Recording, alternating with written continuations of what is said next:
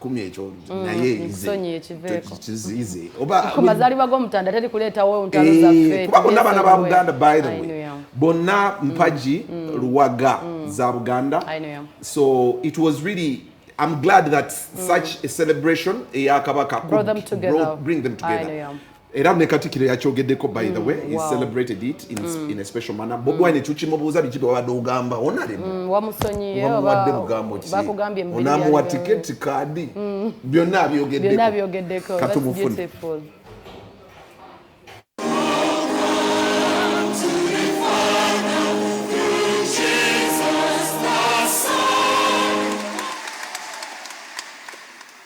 lunaku lwa byafaayo nnyo kubanga kabaka atugatta mbadde ndudde okulaba mukoddomi wange Honorable Kyagulanyi Ssentamu ng'atudde ne kojjange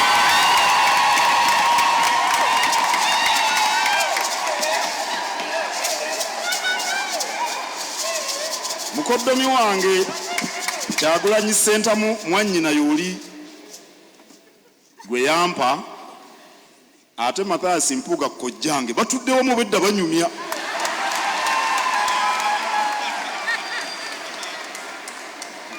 era emboozi eyo yeeyongera obutasirika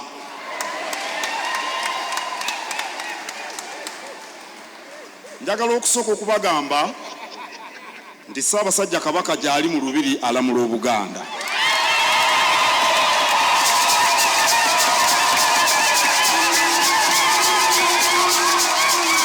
okusookera ddala njagala mumanye